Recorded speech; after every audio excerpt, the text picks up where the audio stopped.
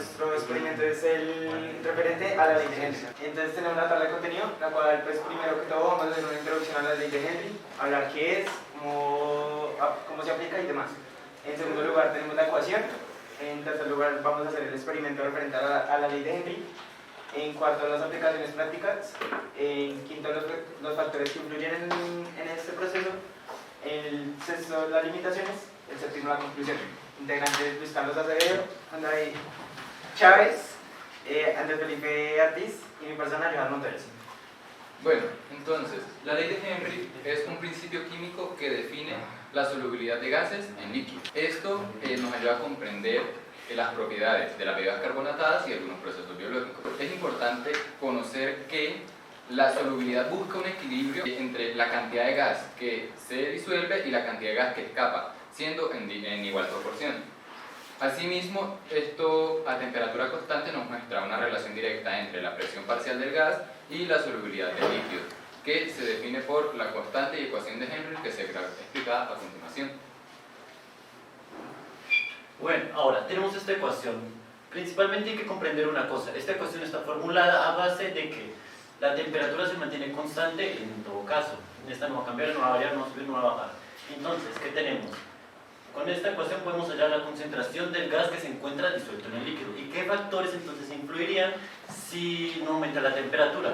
Influyen dos factores. Primero, la constante de Henry, que aunque diga constante no puede parecer un poco confuso, pero esta no va a ser siempre exactamente la misma. Esta puede variar de acuerdo a la temperatura, de acuerdo al líquido por el que estemos hablando, pero todos esos lo explicaré más adelante. Entonces, la constante de Henry, de acuerdo, pero normalmente suele ser la temperatura ambiente y la presión parcial del gas. Esta presión parcial es directamente proporcional a la concentración del gas en el líquido. Es decir, mientras mayor sea la presión que ejerce el gas sobre el líquido, mayor va a ser su concentración y así es viceversa. Y entonces, ¿pero qué pasa entonces si nosotros tenemos en cuenta la temperatura? Si tenemos un líquido con más baja temperatura, esta podrá disolver mejor el gas, pero al aumentarle la temperatura no va a ser tan bueno para absorberlo. Lo podemos ver, por ejemplo, cuando hervimos agua. A mayor temperatura podemos ver cómo empiezan a salir burbujas y empieza a salir el gas.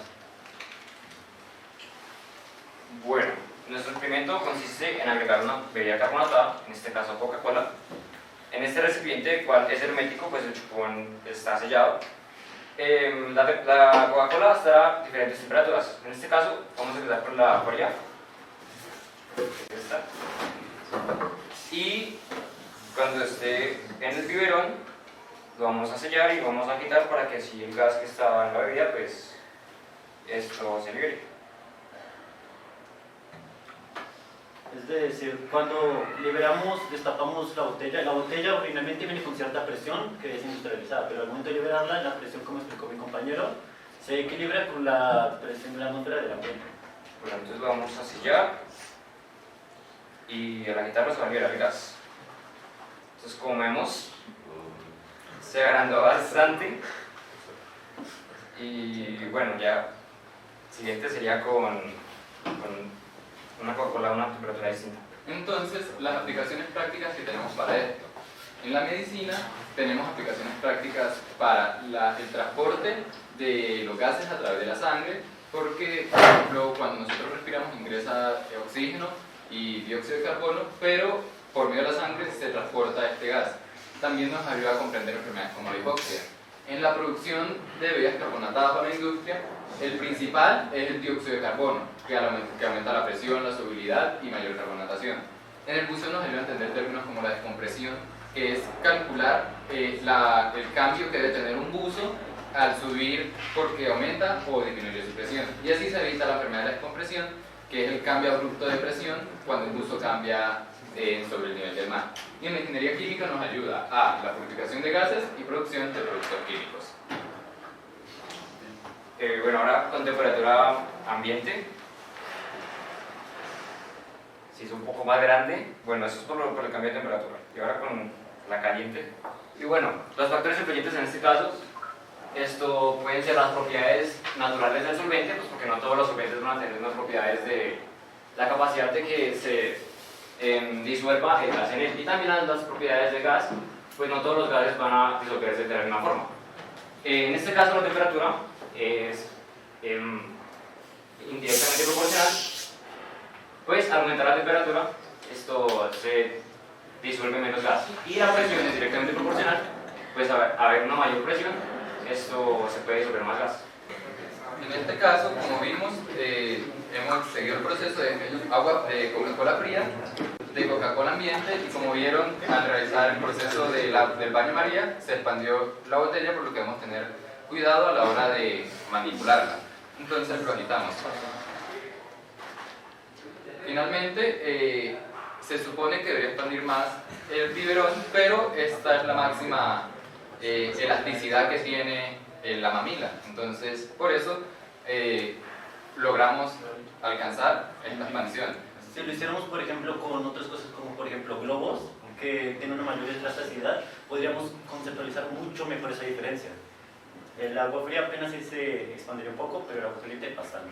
Pero es la manera es mi idea. Otra idea también general es que cuando abrimos una Coca-Cola, ella está en estado normal. Entonces el gas se mantiene ahí y uno no alcanza a notar los gases. Apenas liberamos la presión, empieza a burbujear y es cuando notamos principalmente la ley de Henry. Como dicen mis compañeros, pues, las limitaciones están principalmente ligadas a la presión y a la temperatura. Y aquí a bajas presiones, pues es más complicado que el gas se diluya completamente en el líquido, por lo que la ley no se aplica totalmente. Al igual que cuando los gases son reactivos químicamente, es decir, que el gas por medio de los átomos reaccionan con el líquido y no se puede realizar completamente la disolución. Bueno, entonces, para concluir, realmente este experimento nos muestra, no solo tiene una aplicación teórica, por decirlo, lo podemos ver comúnmente utilizado en las industrias, una increíble cantidad de aspectos técnicos. Lo vimos para tan solo producir una gaseosa, lo vimos en aspectos que explicó mi compañero en medicina, en aspectos quizá un poco más básicos, podemos decir como buceo, etc. En la ciencia todo esto es muy importante. ¿Por qué? Todo esto es una gama de conocimientos que en realidad nos nutren y nos sirven. Debemos ser conscientes de todo lo que ello implica. No solo tenerlos en cuenta y dejarlos por ahí tirados, no memorizarnos toda memoria, etc. No, sino debemos ser conscientes de que todo esto es conocimiento que nos ha aportado y en realidad todo esto ha moldeado los estilos de vida que cada uno maneja actualmente. Si no se hubiera descubierto cómo los gases se disuelven en los líquidos, quién sabe cómo se habría afectado nuestro estilo de vida en la actualidad. Así que es un factor que hemos de tener en cuenta y es algo muy importante. Bueno, muchísimas gracias. Gracias.